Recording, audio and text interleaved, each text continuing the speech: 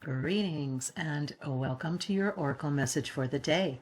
This is a timeless reading and it is a collective reading. So whenever you come across this video, however and whenever you find it, it is the right time for you to be getting this message. I am Kat Morgan and I welcome you to this video, to this channel, and to this space. What we've been doing for the past several months, well, ever since this channel was created, really, is exploring how we can become our most authentic selves, about living a life of passion, of living our purpose, finding our mission, finding why we're here. And it really all boils down to being our authentic selves, coming from that place of self-love and self-acceptance that doesn't rely on external environmental validation to confirm what we know to be true for ourselves and of ourselves, coming from that place of self-love, self-acceptance, acknowledging our divinity, even in the middle of the human experience, right? So we've been going through the Oracle Deck, Angelic Messengers by Meredith Young-Sowers.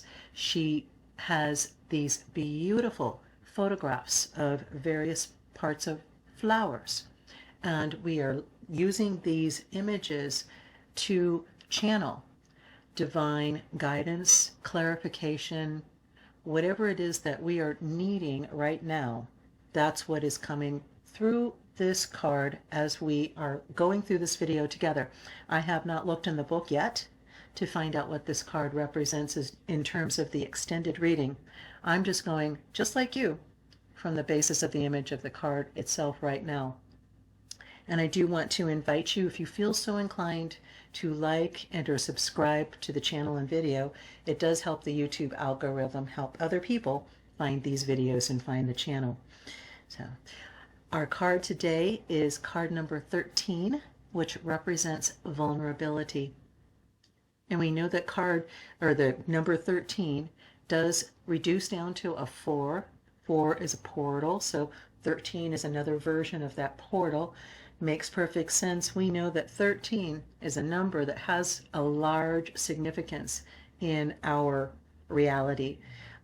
A lot of times for negative, but when you really think about it, 13 is one of those perfect numbers that combines 4 threes plus 1. So there were 12 disciples plus Jesus. There are 12 spiritual teachers and the divine guide that leads them. You know, there's always 13 is the baker's dozen. You always get an extra, right?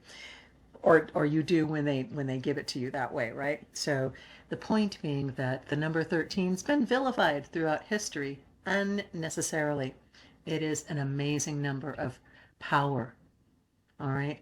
And this image, immediately, we're seeing very emphatically a very phallic symbol, very masculine energy in terms of the image. But then we see the beautiful pinks and roses with this tip of golden yellow. You know, being vulnerable really means exposing our dark and light sides, exposing our most intimate details of ourselves. And obviously, that's not something that happens all the time in all circumstances.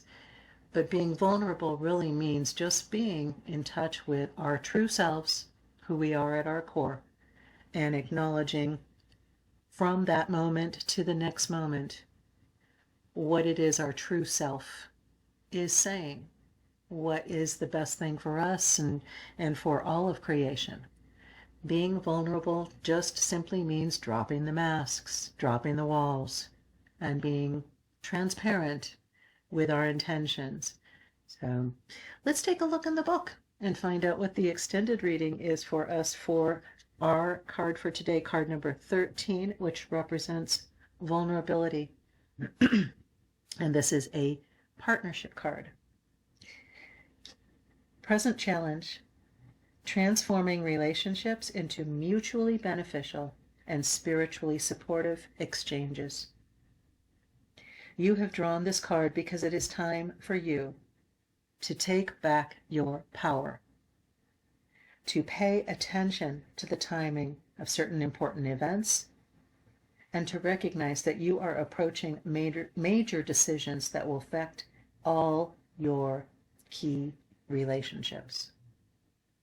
You may be emerging from a stressful period, or you may still be in a period such as that at this time. But the lesson for you is to accept the more impersonal and authentic means of assessing your relationships from your inner wise voice. You have been gaining in your ability to hear and appreciate your own wisdom.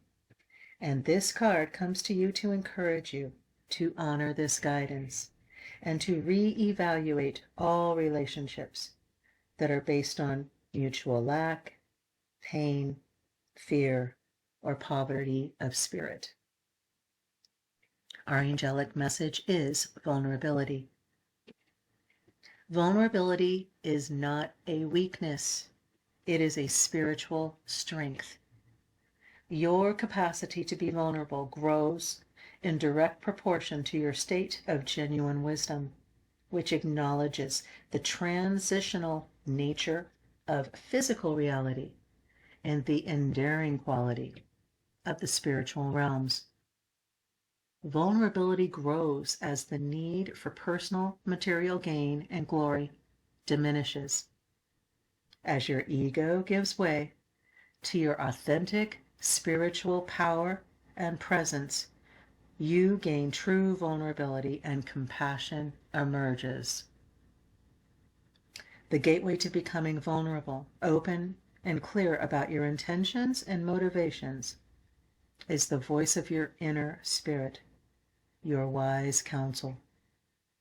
When you accept your own human frailties, not as an excuse for inflicting pain or for living with indifference, but as a means of increasing your capacity to feel compassion easily, then you are living honestly and you are becoming vulnerable.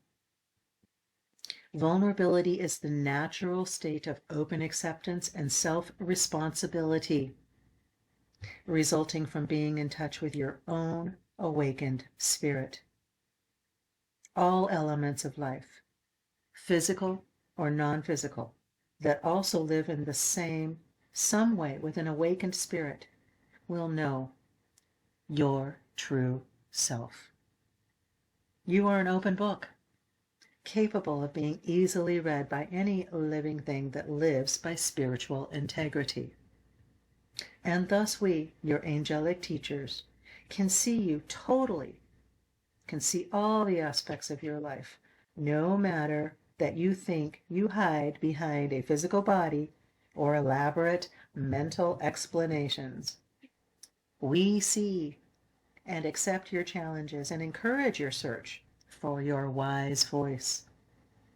We do this without judgment and with the expectation that you will be successful as your capacity for love increases. Spiritual opportunity. The guidance available to you through this card asks you to assess the totality of your relationships from a spiritual, wise mind perspective, rather than from only the part of you that has been wounded or feels a sense of lack. Symbolically, this flower image shows you the contrast between its golden center core, similar to your spirit, and its dark, sharp, and potentially threatening spheres, which represent the inevitable duality and conflict in relationships. This guidance asks you to assess the core nature of your relationships from your own wisdom in order to make the most productive decisions. What were the circumstances and issues that brought you together with your friend or partner? If your relationships have been built on the support of each other around mutual wounds, then this basis for support will need to be shifted to one that involves sharing around mutual abundance and personal power. You may be worried about attracting or actually beginning another relationship that might hold similar old patterns and struggles. Selecting this card suggests that you will be successful in attracting and or creating a strong and mutually supportive spiritual relationship, or in having the courage to leave relationships that are unable to change from a negative and state of lack emphasis to an empowered and spiritually vulnerable one. Application. Choose the relationship in your life that is both important to you and in need of change.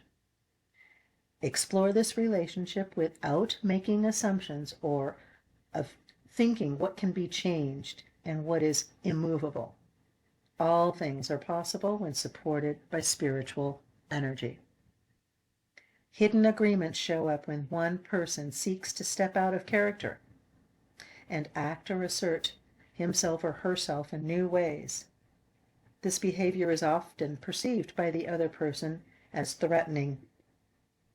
Try to observe these shifts in emphasis and agree to have special times each week to explore these shifts without perceived or actual judgment. Meaningful dialogue is essential in relationships, and if one person is unable or unwilling to participate, then circumstances will either move the person into situations that crack that old veneer, or the relationship will dissolve. Ask each other what needs are not being met when either of you changes the way you've always acted. Try playing different roles in your relationship, with one person assuming a more assertive role and then the other a more submissive one. What do you discover when you assume the role of the other play? Can you accept that you are responsible only for your own change and are able to support the other's opportunity to change as well? Well, what a beautiful, beautiful message. I just want to touch real briefly on a couple of things. This is this is literally, I just keep saying the same thing over and over again. This is about living your most authentic life. Literally, vulnerability is the natural state of open acceptance and self-responsibility, resulting from being in touch with your own awakened spirit. Right? Vulnerability grows as the need for personal material gain and glory diminishes, as your ego gives way to your authentic spiritual power and presence. You gain true vulnerability and compassion emerges. I want you to just think about that, meditate on that, pray on that today.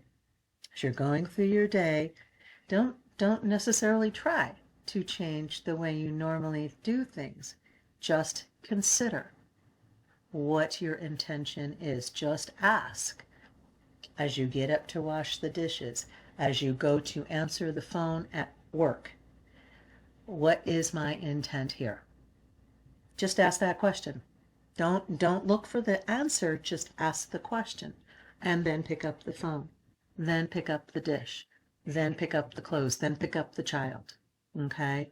Whatever it is, just ask. Just before you do it, just take that 1 second, literally 2 seconds. What is my intention? What is my intention? If the answer is not love or compassion or acceptance, receptivity, hearing, open, listen, right? If it's not any of those things, if it's battle, if it's fear, if it's anxiety, those aren't going to be putting you in touch with who you really are, your genuine, authentic self. Being vulnerable is a strength, not a weakness.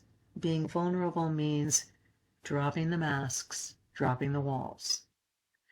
You cannot do that in all situations. You do need to protect always yourself from harm first, right? Put your own oxygen mask on before you help anybody else.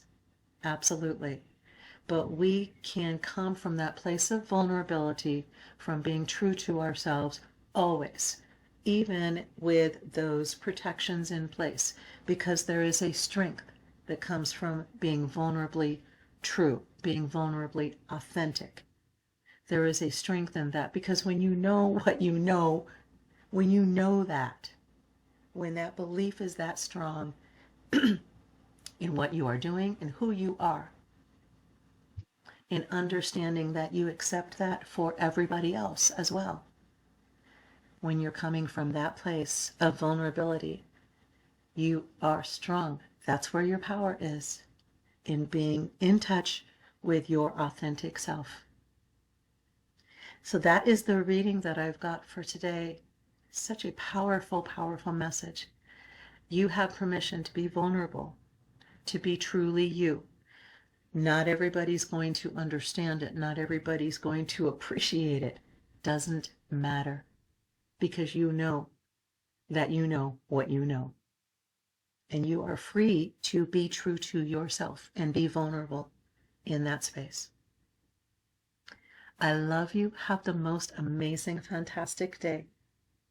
If you feel like sharing anything in the comments, please feel free to do so. Have an outstanding day. Namaste and ciao for now.